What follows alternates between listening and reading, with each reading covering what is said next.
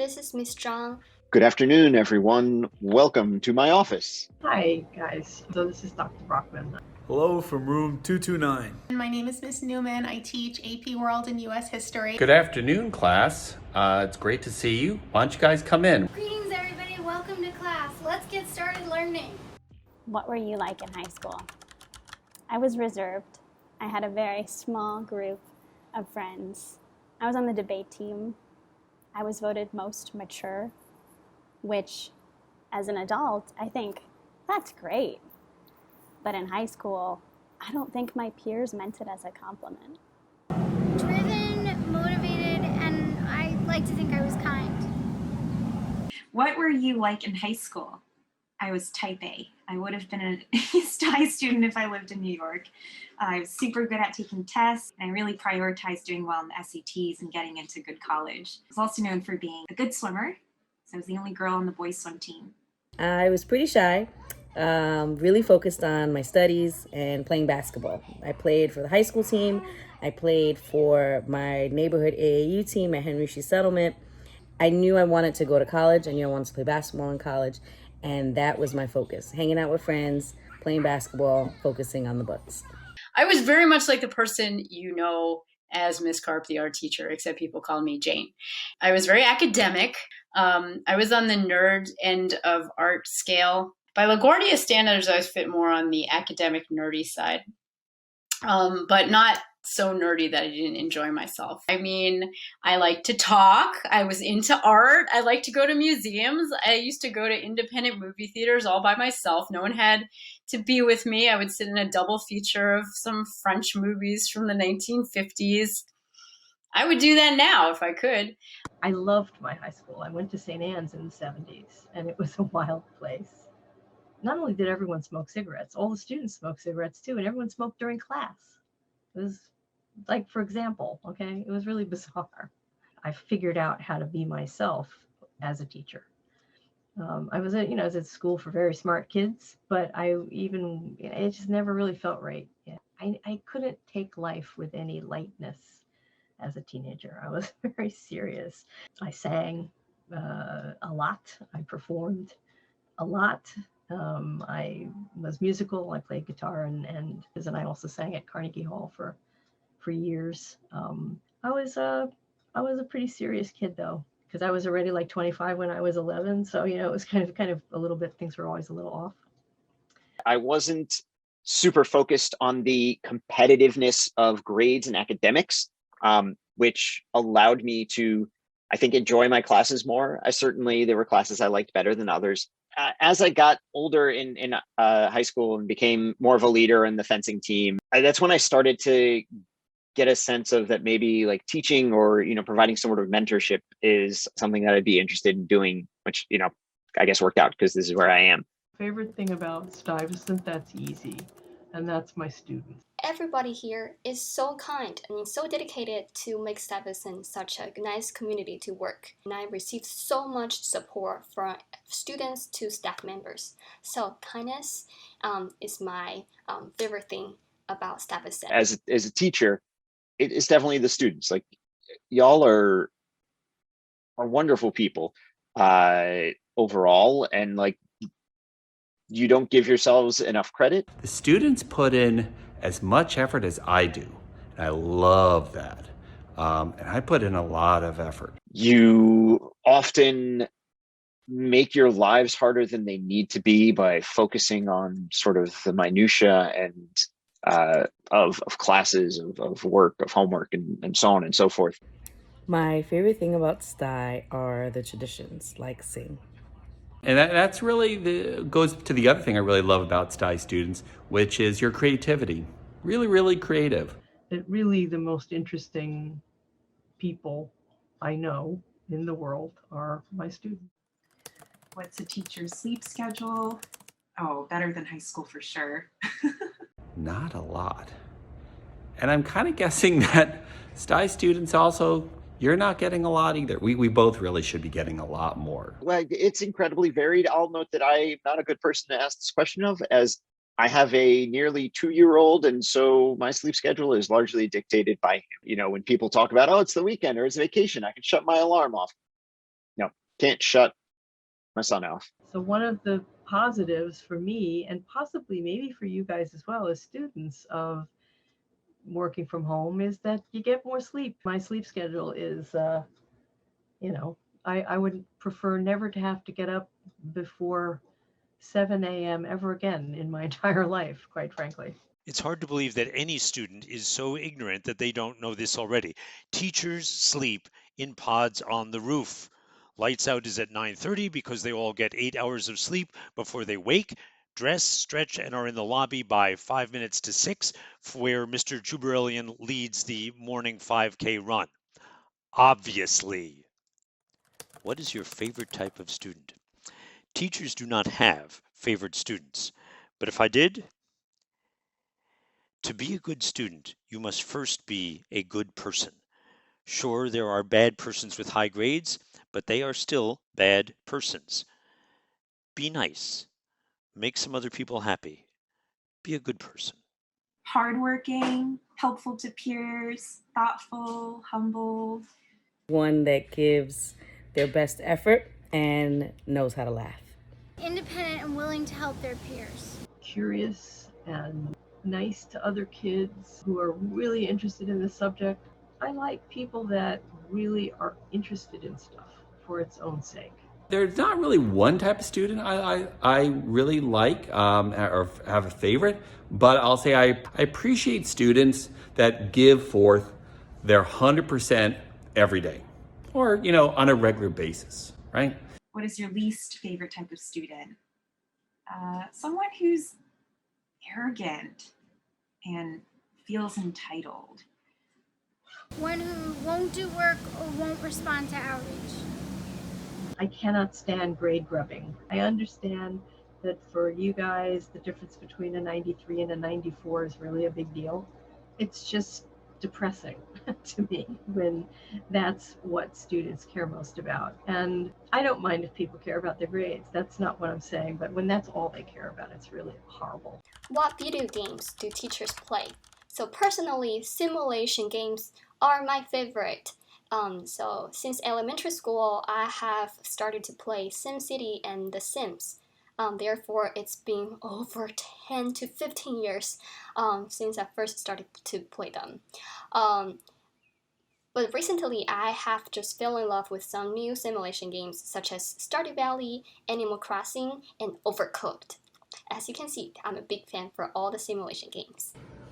It was 3.5 hours, and it was Steel Soul. I haven't played video games since age 11, and that was Mario Kart. I like a good RPG, Dragon Age type stuff, Knights of the Old Republic. Those are all BioWare games. I am a sucker for Diablo. Every time they make a new Diablo, I'm going to buy it and spend way too much time in it. Thankfully, we're many years away from the most recent Diablo, although I think there's one coming out next year. Mr. Konstantinovich and I are similar in this regard.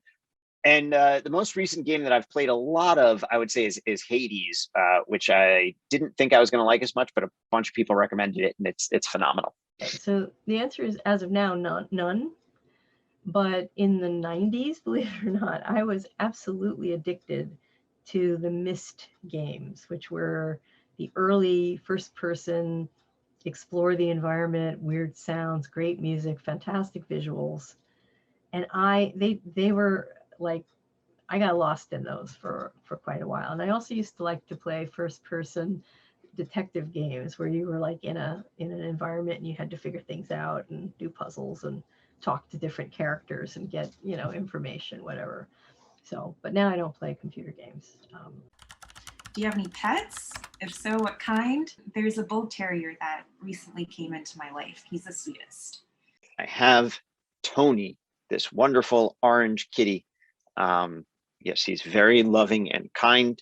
And one of his favorite things to do is sit on anyone's lap that's in front of the computer. Pookie, and it's Pookie. That's my cat. He's an absolutely wonderful creature, except he has at least a once a day flip out where he just starts yelling at me until I yell back at him. And then eventually, if he's really bad, he has to be put in the bathroom for a timeout so he calms down. I have 3 cats, one of which I'm going to show you right now. He is a 16 or possibly 17-pound giant. He is a rag doll named Blaze, and he is bred to just be super sweet, super patient. He's just a really, really loving cat. If you had me this year, you definitely met my dog, Barkley, before. Barkley is named after Charles Barkley, who was a big-time basketball player in the 90s. And Charles Barkley was undersized, but played with a lot of heart. And I knew that he was going to be a little guy. He's about 9 pounds or so, but I hoped he had a big personality, and so far he's really lived up to his name. I'm going to introduce my little friend. So her name is Sticky Rice. So in Mandarin, her name is called Nuomi.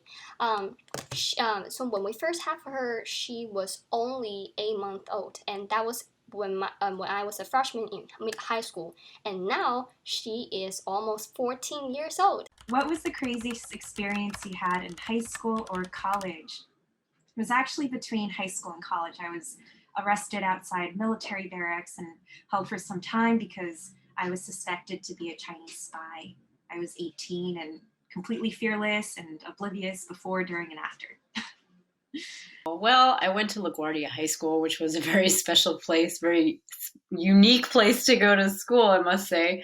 So we had a bomb scare on more than one occasion. I remember being outside the LaGuardia building on Amsterdam Avenue for like 2 hours.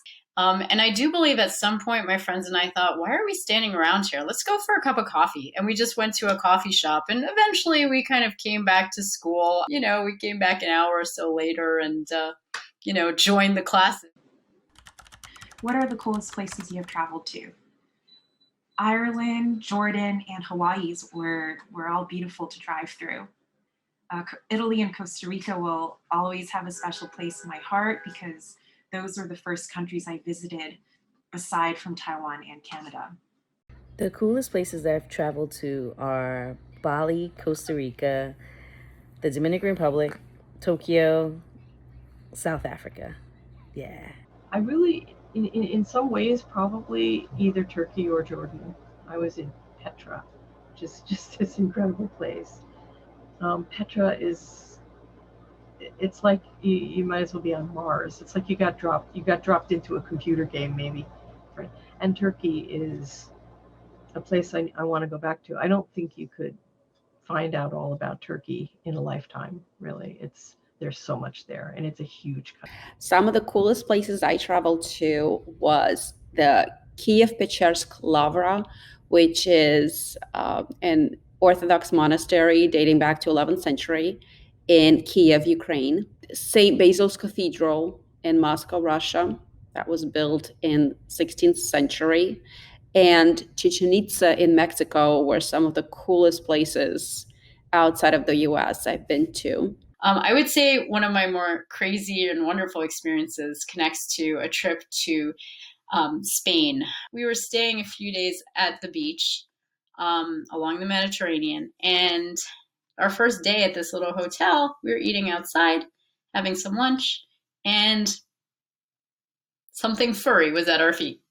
We looked down, and there was this very scruffy, stray dog that had settled in between us. Well, my husband, for some reason, made the fatal decision to go get it food, go to the local store and buy some dog food. Well, that was it. That dog followed us around. Sometimes would disappear for a few hours. Sometimes would join us again.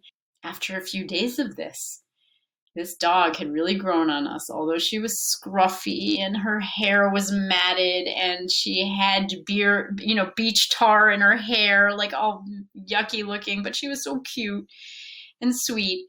And I'd never owned a dog. My husband had never owned a dog.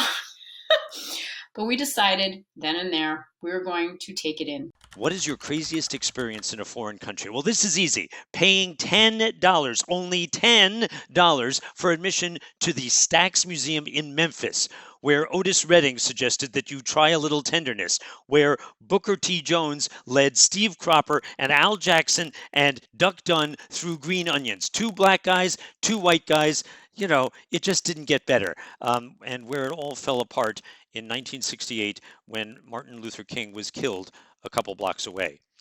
What a country, huh? And the only language you have to speak there is music and maybe barbecue. Craziest thing to happen to me in a foreign country? I was briefly surrounded by several hundred deer outside of Edinburgh Castle in England. My craziest experience in a foreign country was meeting a former student whose brother is now at Stuy at the Zurich airport.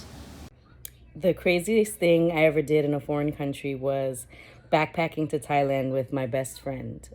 We only had 2 days of accommodations at a hostel, and the rest of the time was we figured out as we went along. Took a train ride and a car ride and a tuk-tuk ride into Cambodia, went back to Bangkok, then decided let's go island hopping.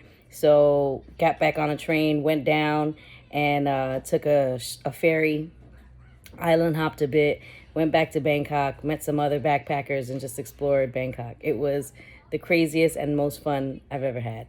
I got locked in a bathroom in Naples, Italy. I was specifically told not to pull the door shut, otherwise it would jam and I would get stuck. And I did it anyways.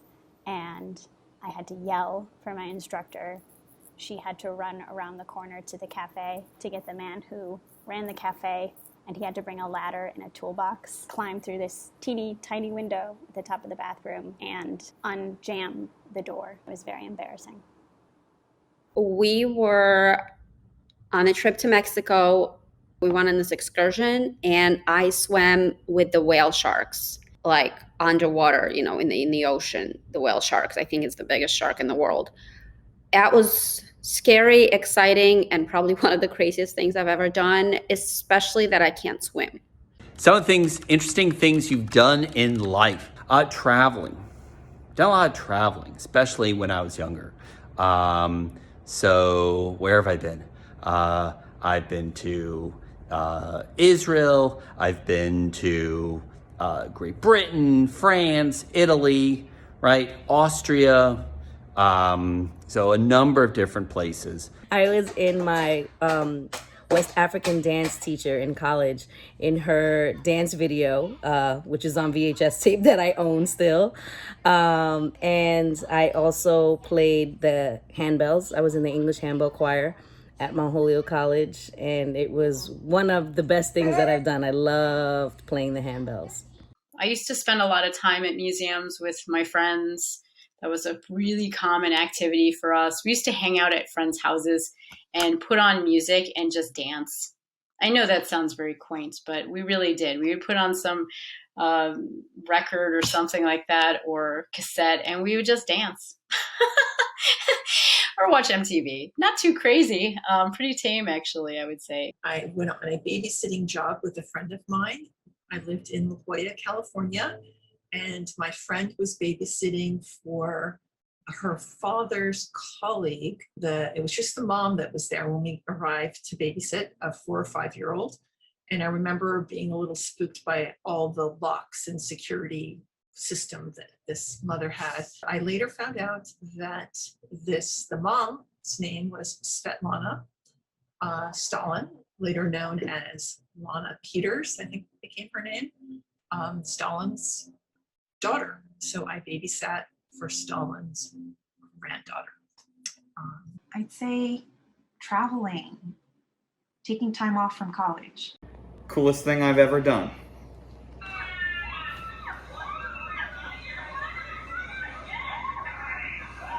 Over the last few years, I'd say the last 4 years or so, I've had the opportunity to provide input in that area beyond Stuyvesant through national conferences, working with New York State on their computer science standards, been involved in training new computer science teachers. It's the mid-1990s and it's my nephew Jason's 17th birthday. Jason is and was an electronic gadget freak, and for his birthday I decided to take him to the temporary electronic gadget capital of the world, the Consumer Electronics Show in Las Vegas. I fly to Los Angeles, pick Jason up, and we fly to Las Vegas, where we converge with my friend Rick, who has flown down from Northern California with his wife to meet us. And the plan is then to put Jason back on a plane to his home in LA, and for Rick and his wife, Jennifer, and me to fly back to Northern California in Rick's plane. We're about an hour into the flight when a curious thing happens. I notice that one of the gauges is vibrating. The needle is jerking back and forth and not settling down. Rick starts to explain that it's the alternator gauge and it measures the amount of electricity that the engine is feeding the battery. By the time he finishes explaining, the needle has sunk to 0. That is worse. You see, he says, all the electronics, lights, everything except the engine is fed by the battery. The engine, luckily, can run by itself. However, there's a limited amount of juice in the battery, and it feeds everything else. He tries to figure out which instruments to shut down and which are necessary for the remainder of the flight. At this time, we have a little over an hour left in the flight to reach his airport. Rick turns off several of the instruments as well as the outside lights. We are now no longer visible to the outside world. Rick tries to estimate how long the battery will feed the remaining instruments. This is a tricky calculation with much guesswork. But he comes up with a favorable estimate. We have 2 hours of battery time at the current rate. 20 minutes later, the battery dies. The guesswork was a little inexact. He takes his time to tell us the big problem. The landing gear retract into the body on takeoff and come down for landing. They're driven by an electric motor. They're currently retracted. If we cannot get them back down, it's very bad news. Rick is rapidly thumbing through the manual and finds the emergency landing instructions. There is, in fact, a way to push the landing gears down using a built-in manual pump. So there's a possibility we can get the gears down. However, even if you work the pump, says the manual, there's no indication that the wheels have responded and are in fact down. At this point, we are nearing the airport. Rick tells us it's an unmanned airport, and so such an airport can't afford to have them on all night, especially since there's rarely any night traffic. They can, says Rick, be turned on with a radio signal. Rick says he can get the runway lights turned on by using his small emergency short-range handheld radio transmitter. As we approach the airport, he tries the radio. Nothing. He fiddles with the frequency, and on the third try, the runway lights light up. At this point, Rick starts pumping away, trying to lower the landing gear manually, while I close in on the airport. Rick finishes and takes over. He says he's pretty sure that the 2 side wheels are down, but he has no indication that the front wheel under the engine is also down. There's no way to find out. Well, we come down as slowly as possible, down on, yes, the 2 side wheels, and slowly allow the nose to descend onto, yes, the front wheel. We are down. We finally taxi to an airport parking place and turn off the engine. We breathe for a little while. And then we go out for Chinese food. Thank you very much. So the question is, what inspired me to be a chemistry teacher? Quite honestly, I never thought that I would be a teacher when I was a high school student. I always liked taking science classes and I was good at chemistry, but I didn't think that I'd ever go back and actually teach. I thought for sure that I would be in the lab doing research. So after I left with my master's, I got a job in industry. And I was doing a little bit of teaching there, and I realized that was my favorite aspect of what I was doing. So after a year of working in the quote-unquote real world, I applied to the New York City Teaching Fellows program. Ultimately, that program didn't really work out for me, but nonetheless, it got me in the classroom and starting to teach chemistry. And really, once I got in there and I started working with students and developing my own curriculum and lessons, I really kind of fell in love with it. 15, 16 years later, I'm still in the classroom and really enjoying it. What was it like teaching in Egypt and Jordan? It was wonderful. I felt so lucky for the opportunity to experience different cultures, and also since there were no direct flights to see family in Boston or to visit relatives in Taiwan, I did a lot of layovers in Europe, Asia, etc., and visited friends from all over initially. And then I ventured into traveling by staying in hostels. I've been to more than 40 hostels. It's like a nice, cheap way to travel. I love traveling alone. I enjoy the opportunity to meet new people, some of whom I've visited. If you could travel to any period of time, which would you choose and why? If I could go back to any historical period, I would go back to New Year's Eve, 1929, 1930. And I'd spend it either at the Drake in Chicago or maybe in Beverly Hills. And then that period right through till the final closing night of the 1933-34 Chicago World's Fair in the fall of 1934. Who are some of your idols? The figure in history that I most admire, well, really, I guess it would be figures. Probably Erasmus and Jane Addams. When we inevitably visit France in the future, what should we make sure to do?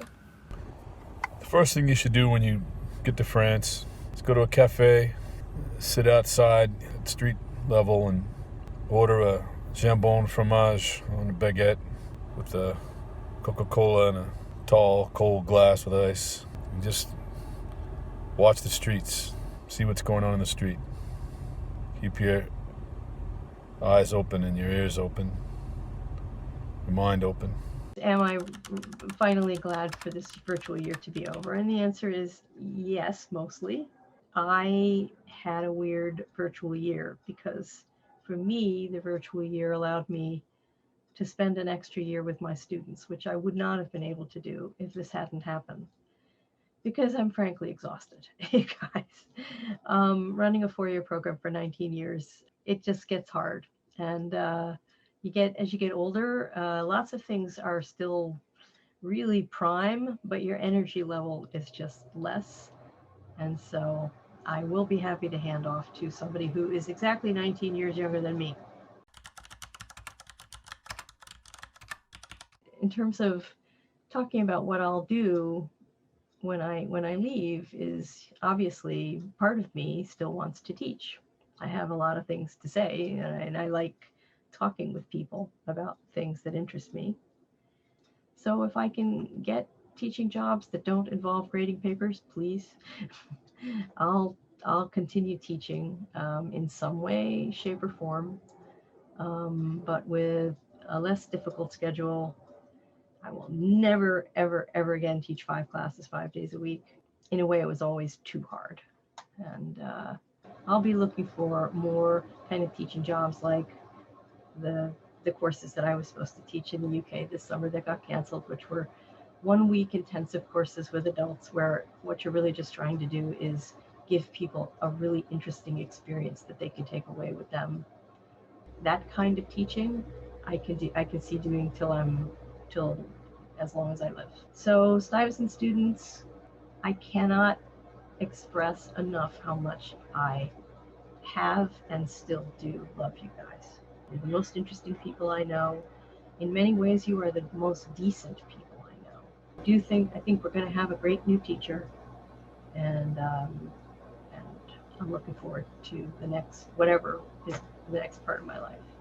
I will never forget my students, ever.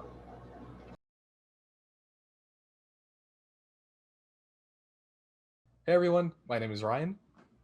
I'm Daniel. And first off, we'd like to thank you all for watching this video, and please be sure to like this video and subscribe to the Stuy Media channel. It really helps us a lot.